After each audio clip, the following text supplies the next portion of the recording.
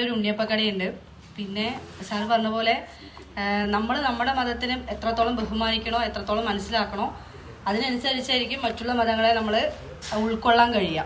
അപ്പോൾ അങ്ങനെയൊക്കെ പറഞ്ഞുകൊണ്ട് എനിക്കൊരു യൂട്യൂബ് ചാനലുണ്ട്. ഞാൻ മതസൗഹാർദ്ദപരമായിട്ടുള്ള എല്ലാ വീഡിയോസും ചെയ്യുന്നുണ്ട്.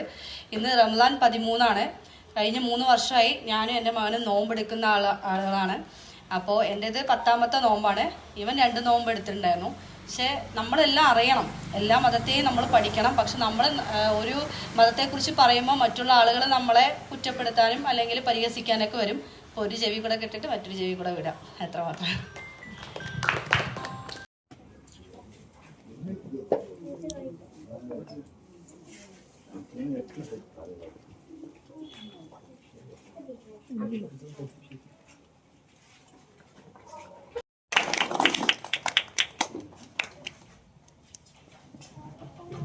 ഫ്രണ്ട്സേ തന്നെയാണേ.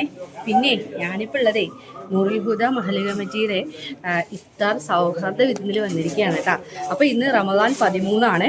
അപ്പോൾ ഞാനിപ്പോൾ 10 നോമ്പ് എടുത്തിട്ടുണ്ട് കേട്ടോ. എൻ്റെ മകൻ 2 പിന്നെ ചെറിയൊരു ഹോസ്പിറ്റൽ കാര്യങ്ങളൊക്കെ ആയിട്ട് ഇന്ന് നമുക്ക് കുറച്ച് ലേറ്റായി വീഡിയോസൊക്കെ എടുക്കാനായിട്ട്. അപ്പോൾ എന്തായാലും ഇവിടുത്തെ വിശേഷങ്ങളാണ് ഇന്ന് നിങ്ങൾ കാണാൻ പോകുന്നത് കേട്ടോ.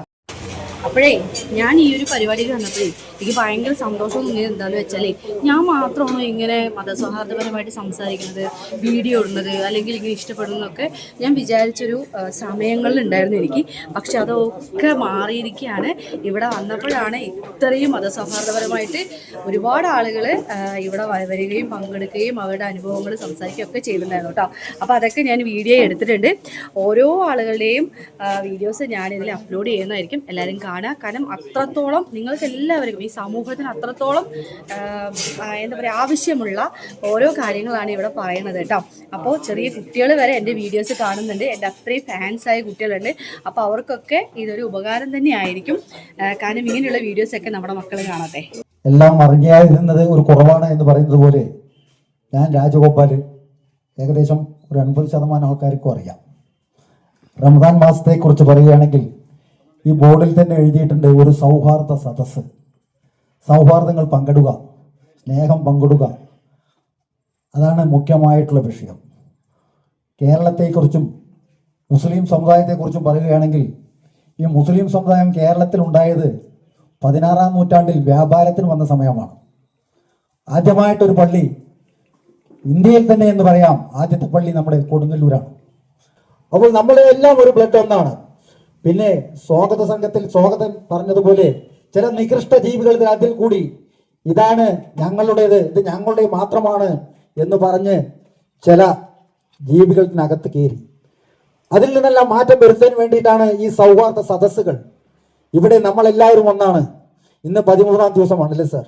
ഈ 13ാം ദിവസത്തെ പ്രത്യേകതയെ കുറിച്ച് സംസാരിക്കുമ്പോൾ അത് പിണക്കങ്ങൾ ഇല്ലാതാക്കണം എന്നുള്ളതിനൊരു മുഖ്യമായിട്ടുള്ളൊരു വചനം അതിൽ ചൊല്ലുന്നുണ്ടെന്നാണ് എൻ്റെ അറിവ്. ഞാനും വലിയ പണ്ഡിതനൊന്നുമല്ല, വായിച്ചിട്ടുള്ള അറിവുകൾ മാത്രം, കേട്ടറിവുകളും. ഈ കേട്ടറിവുകൾ വെച്ചിട്ട് ഒരു വാട്സപ്പിൽ പറയുന്നത് പോലെ മിന്നാമിനിങ്ങി പറന്നുകൊണ്ട് പോകുമ്പോൾ മൂർഖൻ പാമ്പ് അതിന് പിന്നിൽ പോയിട്ട് അതിനെ ഉപദ്രവിക്കാൻ തുടങ്ങിയപ്പോൾ മിന്നാമിനിങ്ങി വളരെ ദയനീയമായി ചോദിച്ചു, എന്തിനാണ് എന്നെ ഉപദ്രവിക്കുന്നത് എന്ന് ചോദിച്ചപ്പോൾ, എൻ്റെ അസൂയയാണ്, നീ മിന്നി മിന്നി തിളങ്ങുന്നു, എനിക്കത് സാധിക്കുന്നില്ല. അതുപോലുള്ള ചില മൂർഖന്മാരുടെ ഉള്ള സ്വഭാവങ്ങൾ മാറ്റങ്ങൾ വരണം. അത് ഈ 30 ദിവസം നമ്മൾ നോമ്പ് നോറ്റ് വചനങ്ങൾ ചൊല്ലി പള്ളികളിൽ പോയി ഈ സ്വാഗതൻ പറഞ്ഞതുപോലെ പ്രഭാഷണങ്ങൾ കേൾക്കുമ്പോൾ നമുക്കൊരു സ്പാർക്ക് വരാം. ആ സ്പാർക്കിൽ നിന്ന് നമ്മൾക്ക് മാറ്റങ്ങൾ ഉണ്ടാവാം. ആ മാറ്റങ്ങൾ വ്യക്തമായിട്ട് ഉൾക്കൊണ്ട ഒരാളാണ് ഞാൻ. പോലീസ് ഡിപ്പാർട്ട്മെന്റിൽ നിന്നും റിട്ടയർ ചെയ്ത ഒരാളാണ്. ഒറ്റപ്പാലത്ത് ആദ്യമായ ഒരു ഗുണ്ടാ ലിസ്റ്റിൽ വന്ന ഒരാളുണ്ട്, സുൽഫിക്കർ അലി. പേര് പറയാം, കാരണം അദ്ദേഹത്തെ നന്നാക്കാൻ വേണ്ടി പനക്കെട്ട ഒരാളാണ് ഞാൻ.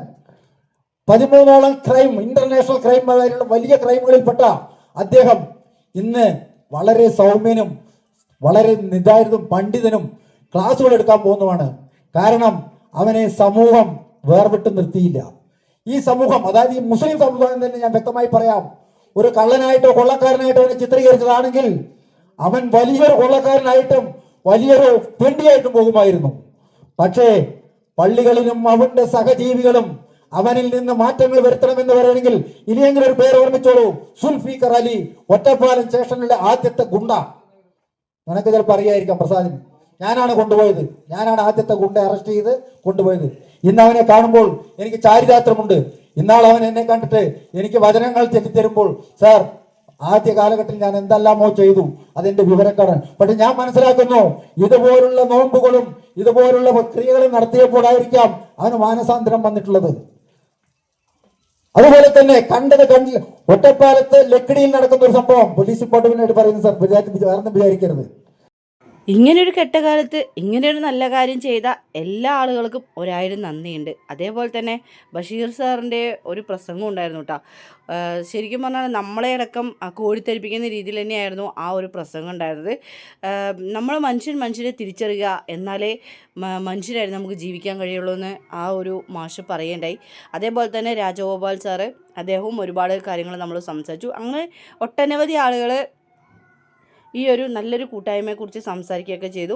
അപ്പോൾ ഭയങ്കര സന്തോഷമായി. പിന്നെ വൈകുന്നേരം ഫുഡ് ഉണ്ടായിരുന്നു, അപ്പോൾ അതൊക്കെ കഴിച്ചു. നോമ്പ് തുറയൊക്കെ കഴിഞ്ഞിട്ട് തന്നെയാണ് അവിടെ നിന്ന് വന്നത്. എന്തായാലും എല്ലാവർക്കും 1000 നന്ദി ഈ ഒരു അവസരം അറിയിച്ചുകൊണ്ട് ഇന്നത്തെ വീഡിയോ ഞാനിവിടെ വൈൻഡപ്പ് ആക്കുന്നു. നന്ദി, നമസ്കാരം.